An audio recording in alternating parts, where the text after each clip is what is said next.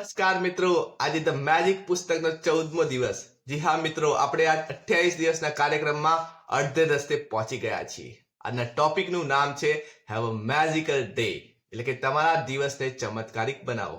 અહીંયા લેખક આ ચેપ્ટરમાં આપણને સમજાવવા માંગે છે કે આખો દિવસ જો મેજિકલ બનાવવો હશે, આનંદ ભર્યો બનાવવો હશે, તો એક જ રસ્તો છે, કૃતજ્ઞતા વ્યક્ત કરવી.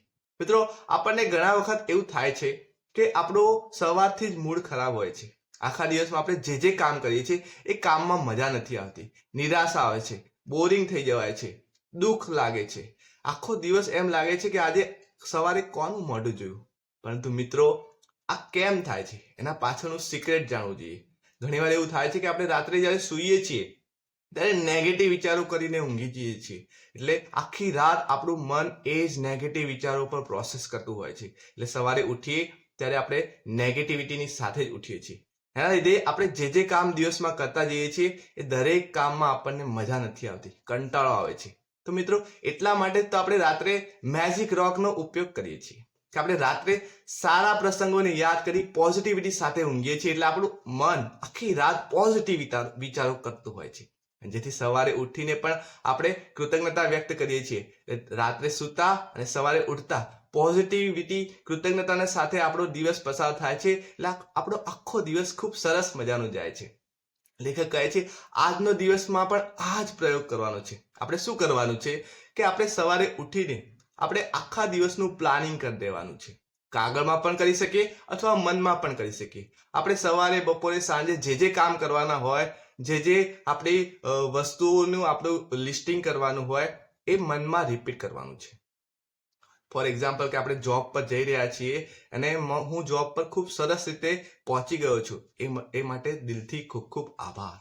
તમે જે પણ કામ કરવાના હોય એ આખું પ્લાનિંગ કાં તો કાગળ પર કરો કાં તો મનમાં કરો અને પહેલેથી જ કૃતજ્ઞતા વ્યક્ત કરી દો કે આજનું મારું દરેક કામ ખૂબ સરસ રીતે થઈ રહ્યું છે અને એ માટે ભગવાન હું તારો ખૂબ ખૂબ આભાર માનું છું. Thank you, thank you, thank you. પહેલેથી જ કૃતજ્ઞતા વ્યક્ત કરવાથી આજના જે પણ પ્લાનિંગ, જે આપણે પ્લાનિંગ કરીશું દરેક ઘટના ખૂબ જ સરસ રીતે થશે. અને મનમાં આવી અભિવ્યક્તિ પણ કરો, મનમાં એવું ઇમેજિનેશન પણ કરો, જેથી કરીને આપણો આખો દિવસ ખૂબ જ સરસ થશે. અને જ્યારે રાત્રે આપણે સુવા જઈએ એના પહેલા આપણું ઓબ્ઝર્વેશન કરી દો કે આજે જે ઘટનાઓ બની એ કેટલી સરસ બની હતી. એટલે રાત્રે પણ આપણે એનો આભાર માનવાનો છે. આનાથી શું થશે મિત્રો કે આખો દિવસ ખૂબ જ પોઝિટિવિટી સાથે, ખૂબ જ આનંદ સાથે પસાર થશે અને આપણને જબરદસ્ત મજા આવશે.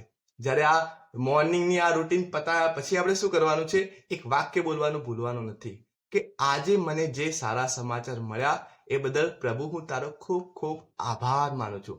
ઓથર કહે છે કે હું આ વાક્ય બોલવાથી મારા જીવનમાં તો મેજિક જ થાય છે. દર અઠવાડિયે મને કોઈક સારા સમાચાર મળે છે અને મને મારો ખુશીનો અહેસાસ છે, ખુશીની લાગણીઓ વધતી જ જાય છે. મિત્રો, આપણે પણ આ પ્રયોગ કરવાનો છે. જે આખા દિવસના પ્લાનિંગનું થેન્ક યુ કીધા પછી આપણે પણ આ વાક્ય બોલવાનું છે કે આજે મને જે ખુશીના સમાચાર મળ્યા એના માટે પ્રભુ હું તારો ખૂબ ખૂબ આભાર માનું છું. મિત્રો, આ 14મા દિવસનો પ્રયોગ કરી જુઓ. 14મા દિવસના પ્રયોગમાં શું કરવાનું છે? સ્ટેપ નંબર 1, નવી 10 વસ્તુનું લિસ્ટ બનાવવાનું છે અને 10 વસ્તુ માટે ભગવાનને થેન્ક યુ કહેવાનું છે, દિલથી થેન્ક યુ કહેવાનું છે. અને એ વસ્તુ માટે શા માટે થેન્ક યુ કહેવાનું છે એનું કારણ લખવાનું ભૂલવાનું નથી. બીજી વસ્તુ શું કરવાની છે? સ્ટેપ નંબર 2માં આખા દિવસનું પ્લાનિંગ આપણે મનમાં ગોઠવી દેવાનું છે અને દરેક વસ્તુ પાછળ આપણે ભગવાનને થેન્ક યુ કહેવાનું છે. અને એ પ્લાનિંગ પૂરું કર્યા બાદ તરત જ એક મેજિક લાઈન બોલવાની છે કે આજે મને જે સારા સમાચાર મળ્યા એ માટે ભગવાન હું તારો ખૂબ ખૂબ આભાર માનું છું. અને લાસ્ટ સ્ટેપ, ધ મેજિક રોક. હા, આજે દિવસમાં જે સારી ઘટનાઓ બની હોય એને યાદ કરી સૌથી શ્રેષ્ઠ પ્રસંગ માટે ભગવાનનો દિલથી આભાર માનવાનો છે. Thank you, thank you, thank you. મિત્રો, આ વિડીયો તમને ગમ્યો હોય લાઈક અને શેર કરવાનું ભૂલતા નહીં. અને હા, જો ચેનલમાં નવા હોય તો સબસ્ક્રાઇબ ચોક્કસથી કરજો. તમારો દિલથી આભાર માનું છું. Thank you, thank you, thank you.